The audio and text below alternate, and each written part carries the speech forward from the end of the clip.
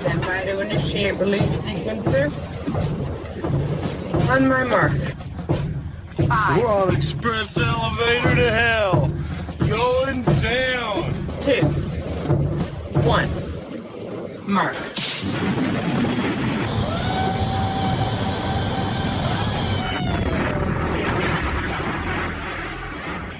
Hello, everyone. My name is Mark, a.k.a. Derringer. Today is Sunday, January 21st, and you are listening to episode 141 of the Instant Action Podcast, your weekly source for Planetside 2 news and information. As always, I'm brought to you by great listeners like you via the Support the Show tab on instantactionpodcast.com. So what's been going on with me? As of last show, I did finally Araxium the Anchor, so I was able to finally put that bad boy to bed, and now I got to think about what next weapon to use as a heavy assault. I know a lot of people were saying, or people in game were saying, go and do the SMG, the Cyclone, because Cyclone Heavy is just an absolutely hilarious playstyle, which I've done in the past, but instead I decided to go Light Assault because I'm getting closer to finishing the Light Assault directives, so I figured I might pop in and do that, and surprisingly enough, one of the Light Assault directives I was furthest along on was the submachine gun kills as a Light Assault player, so I am actually using the Cyclone, but as a Light Assault player, not as a heavy player. Other than that, playing a lot of Vanu as well, because I need to get my Lasher kills. I think I'm up to about 400 or so Lasher kills. Not enough as far as I'm concerned. I need to be pushing those a little bit harder, but I don't play Vanu all the time. I do split my time these days between VS and NC quite a lot. I don't play enough TR, though, is what I've kind of realized lately. And I don't know if it's because TR seems to always be the overpopped faction on Emerald. Maybe I need to just bite the bullet and play some. I know that I've been reached out to by a couple of the TR outfits saying that anytime I want to play with them, I certainly can. And maybe I need to take that up, take that offer up some more in the future, because I feel like I don't necessarily talk TR enough on this week's, or on any show that I do, because I just don't play them as much as I do NC, which is obviously my BR120 character, and VS, which is, I'll just call it my Lasher character at this particular point in time in the game itself. Some of you did see, though, changing subjects, that I did make a big life decision this past week within Planetside 2. I decided to rename some of my characters. And yes, that does cost a little bit of money. If anybody's curious, a rename token does cost $25. If you're a member, it's $22.50.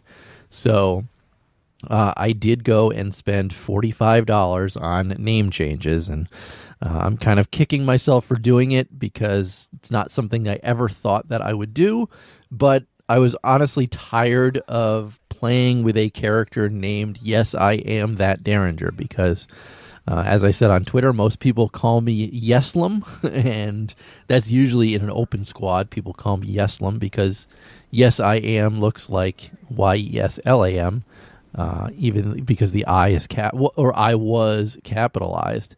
And that was kind of annoying, and maybe it's a little vanity of me, or vainness showing, because I felt like, hey, a lot of people are saying my name, but I'm kind of a big deal in the community, and they don't know who I am. And when you're in a vehicle, the Derringer portion of it was getting cut off because of character lengths when you're inside a vehicle. So changing it over just to the name Derringer is shorter and obviously easier for people to see. And I've already seen a difference because people who I've gotten a lot more comments from people in game asking me if I'm the guy who does the podcast. So maybe ultimately in the end it was worth it for me to make that change. And the reason I said I spent 45 is because I had to do 2 name changes, because my the name Derringer was taken. Obviously I was a member of Alpha Squad, and with Alpha Squad, you got to reserve a name, so I reserved the name Derringer. Originally, it was placed on a TR character, and This was way back in the day, really early days of Planetside 2, back before there were any name change tokens in the game itself. When we were doing Reachcast, I wanted to focus on playing Vanu because no one on the show played Vanu. So I submitted a request to customer service and took the Derringer name and swapped it with my Connery Vanu character and the name Max Sterling I was using over there. Anybody a Robotech fan knows that one. So I had my Derringer name moved to Connery and the Max Sterling name taken and dropped on a TR character. So if you ever see Max Sterling running around, that's me. I still have that TR character on Emerald because I've got stuff unlocked on that one that I don't necessarily want to lose. So the Derringer name has kind of been sitting on Connery for a number of years now. I very rarely play on Connery. And it's not because I don't like Connery or because there are numerous lag wizards or anything like that on Connery. I never experienced horrible pings playing on Connery. It's just that I'm not part of any outfit on Connery. I used to be part of Dropping Purple Smoke, DPSO.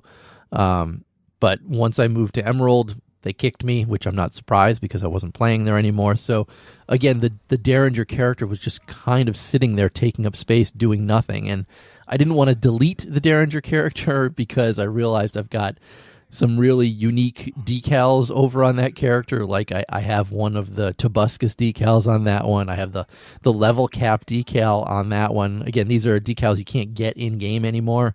So I would be remiss to just delete them. And they were only granted to a single character. So I'd be remiss at this point to delete those characters and kind of lose out on those. So ultimately, I made that decision. I said, I want my NC character, my main character, to be named Derringer. So I first had to go in and rename Derringer to Derringer VS over on Connery.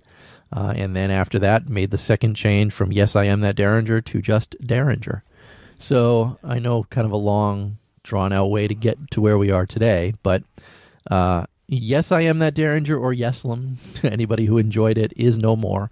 I am now just known as Derringer on my NC character. Again, I consider that my main, so that's why I renamed that one to Derringer. I guess I could have renamed Yes, I Am That Derringer to like Derringer NC or something and save myself a bit of money. But again, since I consider it my main, I did do that additional splurge and move a bit further down the line. So that's how we got to where we are today with name changes. And I did feel like it was a big life change within the game itself. And as I said before, I am getting recognized a bit more in game, and towards my vanity, I actually like that a lot. So if you see me in game, give me a shout out, say hello. I always take time to chat back with folks who chat with me. As anybody who listens to this show and has messaged me in game knows, I'm happy to chat with everybody for a few minutes about whatever's going on, whether I killed you or you killed me. So that out of the way, what else has been going on? If you follow the Derringer account on Twitter, you know that I've been playing a bunch of board games lately.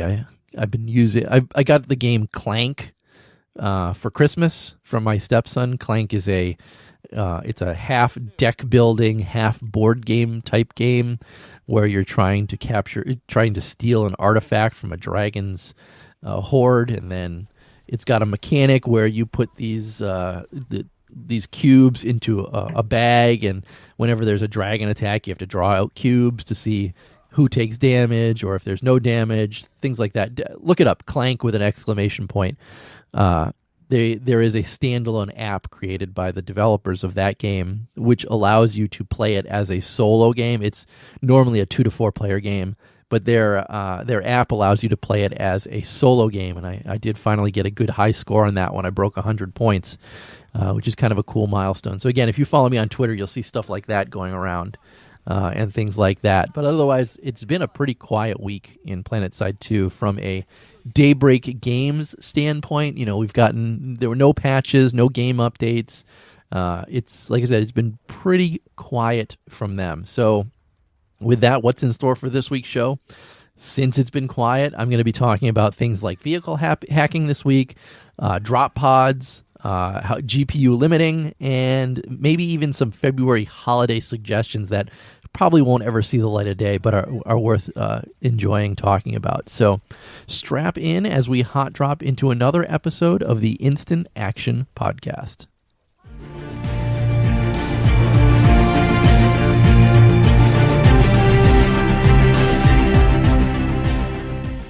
First up this week, like I said, I want to talk about vehicle hacking in Planetside 2. Now, vehicle hacking was something that was originally in Planetside, the original game, not Planetside 2. It's never been in Planetside 2. But in the original Planetside, if you played an infiltrator class, you had the ability to go up to an enemy vehicle as long as it was not manned. So there had to be nobody inside any of the guns, and no pilot, anything like that. If you found a vehicle that no one was in, you could sneak up next to it and you could hack it over to your faction. And what it would do is it would change the colors of the vehicle, so they'd be your faction colors. So, for example, if you ran up and hacked a Vanguard to TR, it would turn black and red. That's how you'd know it'd be hacked to the other team. There were always people hacking Mag Riders, so you'd actually see a blue and yellow Mag Rider out there, instead of the purple and teal Mag Rider. It was an awesome little addition to the game itself, and something that I felt was always sorely missed in Planetside 2. Unfortunately, Rel kind of dashed everyone's hopes and dreams on this particular one this week by confirming that vehicle hacking is officially scrapped for Planetside 2. It's not something that we're going to see coming to the game anytime soon. And he wrote, can confirm idea was shelved a long while back. This was only ever a side project that a couple of team members were doing on their off time. And so I had to go and dig, and I went all the way back to February of 2016, so almost 2 years ago is the last time we heard something about vehicle hacking. And Brian Burness said that they had a meeting a couple of weeks ago, and vehicle hacking came up again. He told everyone he'd take another look at it. That next weekend, I had an idea. I hacked some data in and was able to get it working. After some vital code from Lord Cosine, that's James Campion, who was an old programmer on the game, we had a proof of concept, and that is what you see in this video. He linked a video itself that showed proof of concept of vehicle hacking. He went on to further write, there's still a lot to do to get it ready for prime time, but at this point it's looking very promising. We will either start the work on it as a side project like we did with Sunderer Cloak, or we will find time for it in the pipeline sometime after construction. Again, this is what Brian Burness wrote back in February of 2016. So, like Rel's comments say, this was just a side project that he, and it looks like Lord Cosine or James Campion were working on at that particular time. And as we see now, it's been shelved, never coming to the light of day. And I want to talk about it for a few moments because I'm sad that this is the direction that they decided to go with this. And I certainly understand that there are times within the game itself, or in the life cycle of Planetside 2 itself, that the developer's time is stretched on what they can actually work on. And obviously, Combined Arms Initiative was more important. Meltdown alerts, more important. Things like that ended up being more important than trying to bash in a something that was in the existing Planetside into Planetside 2, since it wasn't mapped out at the start of the game. Again, I still am a little disappointed that we got confirmation that this was shelved. I thought vehicle hacking was an excellent addition to the Infiltrator's arsenal. I mean, we can already hack terminals, we can already hack bridges on Amrish. You can hack all kinds of things within the game itself. It only makes sense that you're able to hack vehicles as well. And again, you could only do it in the original game if no one was in the vehicle. And there were certainly times when someone would be out repairing the vehicle and an infiltrator would run up next to it real quick and try to hack it out before the person could finish repairing it. That happened a lot in Planetside 1, and it was hilarious and awesome when you could pull it off. It didn't always work, and super frustrating if you were the driver of your vehicle when that happened to you. But again, it was just something cool and not something you see in any other game outside of Planetside. So bringing something like that to Planetside 2 just had me so excited that just a unique, interesting part of Planetside 1 was eventually going to make itself to Planetside 2. And, I certainly understood that it was kind of a pipe dream, and with people like James Campion moving off of Planetside 2, I mean, he's on the list of not being on Planetside 2 anymore. Brian Burness still listed as game designer on Planetside 2. We obviously don't hear too much from him these days on Planetside 2 itself. I mean, I think he's probably splitting his time between Planetside 2 and also H1Z1, among other things. So again, I guess the ultimate thing is I just want to bring this news to everybody and make sure that you're all aware of it, and also just say how unhappy is a strong word. Sad, I guess, is the best word. That sad that something like vehicle hacking isn't going to make itself into Planetside 2. Maybe sometime down the road they'll take a look at it again. If so, I will be the biggest champion behind getting something like this in the game, and I'll do my best if it ever comes up again to be that champion to see if we can get something like this into the game. But with that, let's move on to our next topic this week.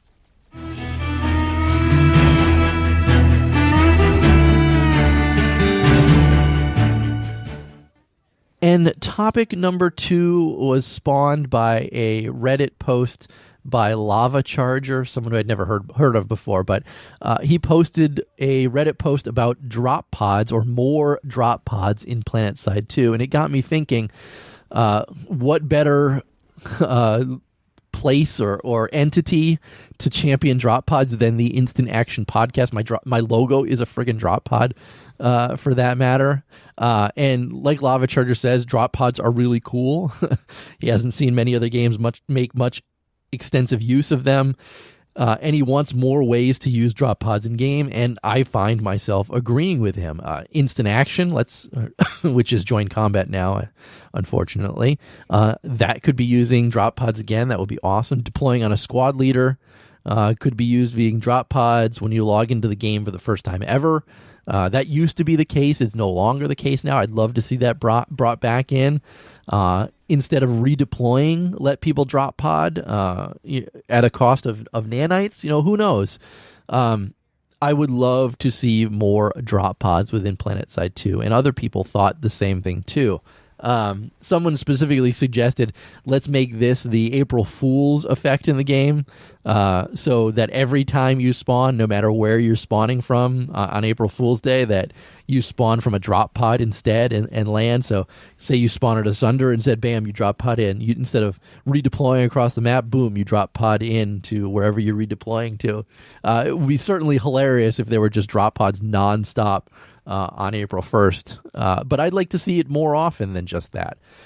Someone else suggested that if you use the reinforcements needed beacon when you use the join combat, it could be drop pods again. I'd love to see more drop pods when you're using join combat or instant action. It used to be that way in the past. Again, I'd love to see it back into the game itself.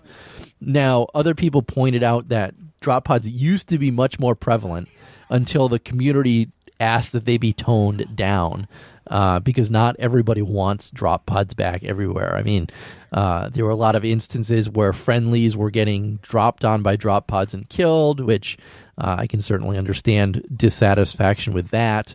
But I miss the steel rain aspect of drop pods, where you could actually hit an enemy aircraft or hit a galaxy or a tank or anything like that and actually do some damage to them.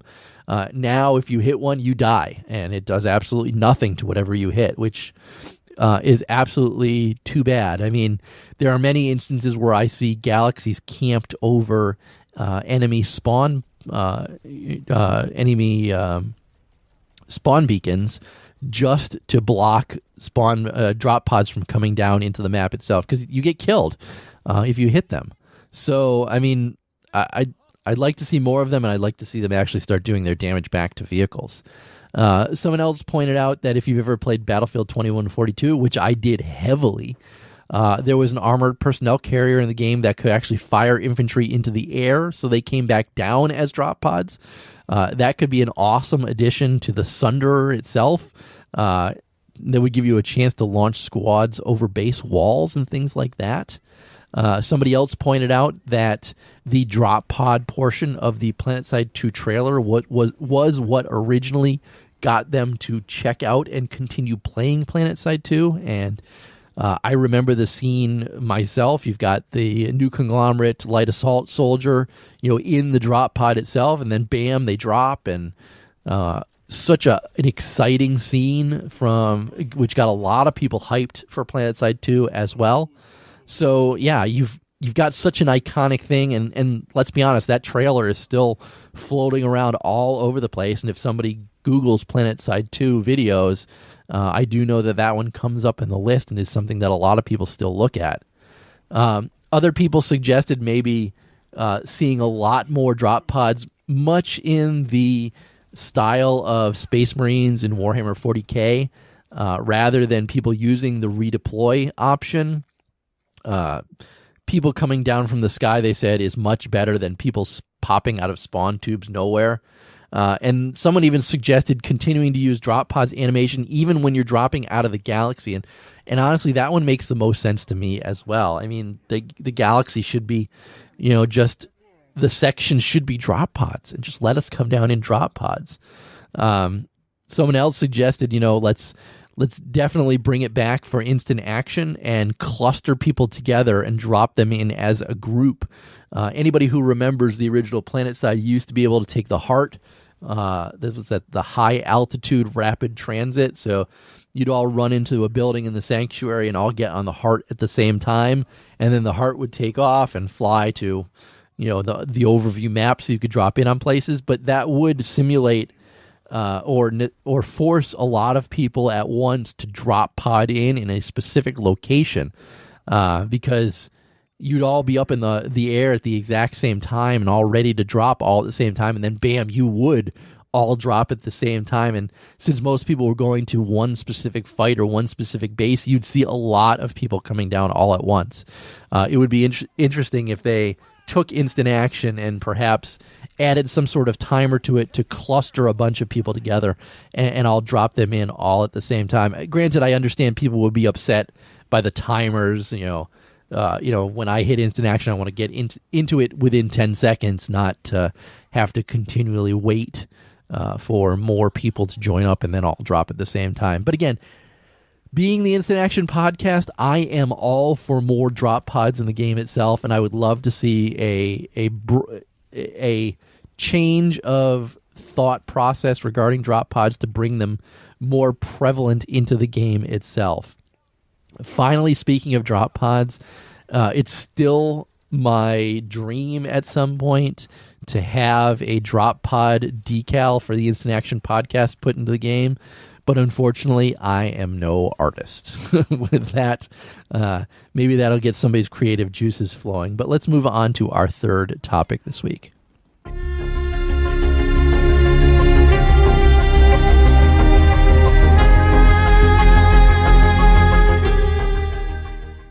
So third topic this week was kind of a controversial one. Well, not so much controversial, but more an eye-opening topic that something that I had not really thought about within the game itself. And so this is by Ahorns. Ahorns is someone that I know in game and I see all the time, and I respect the information that Ahorns throws out there and his comments on the game itself. So when he throws something out like this, I know he's not pulling anybody's leg or talking shit or doing anything that isn't that it. He's on the up and up, I guess is what I'm trying to say on this. So he put together a GPU limited test regarding rounds per minute based on firing that he did with the new Watchman LMG that's coming to the game itself, because it has such a huge magazine size. And he has two computers side by side. He has an i7-5820 at 4.1 gigahertz, and he has an i7-8700 at 5 gigahertz. He has a GTX 750 in the first one and a GTX 980 in the second one. They both have 16 gigabits of DDR4 RAM. The first one's at 2133 megahertz, and the other one is at 3200 megahertz. Now, obviously, the second PC is faster PC. It has a better graphics card in it, and the RAM itself is faster also. So to kind of compensate between the two, he took the first PC and limited its FPS so that it never goes above 50 and 55 FPS for the most part. But what the video is really showing is that he's firing the rounds per minute faster on the better PC with clearly the higher FPS, because it's pretty much unlocked, so the FPS can get as high as it wants to on that particular one, whereas again the other one doesn't really go above 50 or 55 FPS. And what it's really showing is if you're able to fire that much more rounds per minute and expend your magazine faster than you can with the slower FPS, then that puts players with crappier PCs or ones who aren't using the quote-unquote potato mode at a relative disadvantage to those of us or those people who have a much better PC with a great graphics card built into it or whatnot. I'm not going to dig too deep into this test because I don't know all the specifics below it, but I thought it was at least interesting to look at, watch the video, and actually talk about for a few seconds. It definitely makes me think that I might want to drop some of my graphics settings a bit to get to higher frames per second within the game itself, so that way maybe I can fire at better RPM and maybe kill people a little faster than I could at what I'm playing now. Like it kind of brings to bear the point of, do I want to play on a visually appealing game, or do I straight up just want to kill people as fast as humanly possible before they can kill me? And there are certainly times where I'm recording video or something like that. I want a pretty game, but I also want to have the best gameplay I possibly can. Ultimately, this video has me rethinking my priorities within the game itself, and perhaps it'll do the same to you. And that's why I'm talking about it on this week's show. But with that, let's move on to our last topic this week.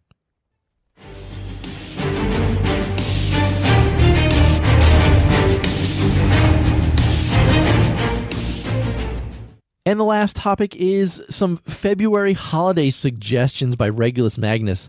Again, this is over on Reddit. I'll include a link to it.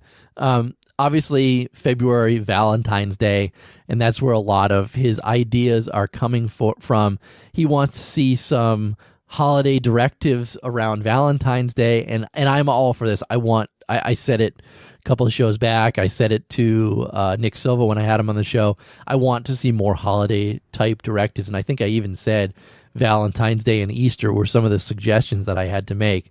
But Regulus Magnus gives some suggestions as, kills with the Hunter, QCX, the Heartstring, and the Black Heart. Obviously, they're all the crossbows that are sometimes Valentine's related. Maybe add some regarding revives for squad and platoon mates, healing squad and platoon mates using the healing grenade, and that's because more than anything, the healing grenade isn't used that much. He made some other weird ones like earning squad XP while you're in the Hearts Fire team, which is kind of I don't know how I feel about that one, because that would mean that only a few people are actually in that fire team. Granted, I mean, it would force people to use fire teams more, but I think people will be upset if they're not in the Hearts Fire team and want to try and get into it. Other things would be like earning vehicle logistics XP, repairing, resupply, spawning, things like that. Again, his focus here is on teamwork, as well as perhaps underused features. And he points out that during Araximus, there were medics everywhere, and it was pretty cool. Some other things would be kills while airborne, because you got to think during Valentine's Day, you've got the Cherub who's always in the air firing arrows at people. It kind of makes sense. He also added in kills with the Spitfire, because of course everybody knows that that's called Spitty Bay and things like that. Just kind of neat stuff. And he did get a response from Roxley on it, appreciating that he put some information, put some thought into this type of thing. And she did say that they would love to throw in some more holiday events without going too overboard. But she knows that it's not their biggest priority right now, but they will see how the year itself pans out. I know that they're talking about doing a lot of stuff at the beginning of this year, and we're going to get more information on that when we get to this week's Dev live stream. They've announced that this Wednesday we're going to have a Dev live stream. Rel said this morning that it should be this Wednesday unless something pushes it back a little bit further. But I imagine on the Dev live stream, they're going to be talking about everything that they're going to be doing for new player experience, squads, outfits, leadership, all kinds of things like that. And there will be no talk about doing any sort of Valentine's Day directive. But since the community is so gung-ho for these type things, if I was a developer at Planetside 2, the next holiday that I would focus on wouldn't be Valentine's Day, wouldn't be Easter. Maybe next year you do Valentine's Day. It would be a 4th of July event or a 4th of July holiday extravaganza type directive thing. And yes, I know folks in other countries, EU and stuff like that, don't give two shits about 4th of July, but it's such a huge deal in the United States that I think it would make the most sense, as that's the next way to go. So Daybreak Games, if you're listening to this, don't worry about Valentine's Day. Don't worry about Easter. Have something new for us 4th of July to go with all the camos that we have on 4th of July, to go with the fireworks guns in 4th of July, things like that. That's the next way that I would suggest you guys go. But with that, let's move on to housekeeping and wrap up this week's show. Housekeeping. Housekeeping. Come back later, please. Housekeeping. Not now. Housekeeping. Go away. I coming anyway? Now, it was another quiet week on the housekeeping front. I didn't get any emails, no voicemails, nothing like that. I know you guys are busy still, so I certainly don't hold it against you, but that means that's going to be it for this week's show. So how can you get in touch with me or the show itself? As always, visit my website, www.instantactionpodcast.com. Email me, instantactionshow@gmail.com. Call me, leave me a voicemail, 347-4VM4PS2, or that's 347-486-4772. The show's Twitter is @InstActPodcast, and like I said earlier, my personal Twitter is @TheDerringer. But in closing, if you've enjoyed the show, please leave me a review on your podcast listening avenue of choice, whether it's iTunes, Stitcher, Google Play, or anywhere else.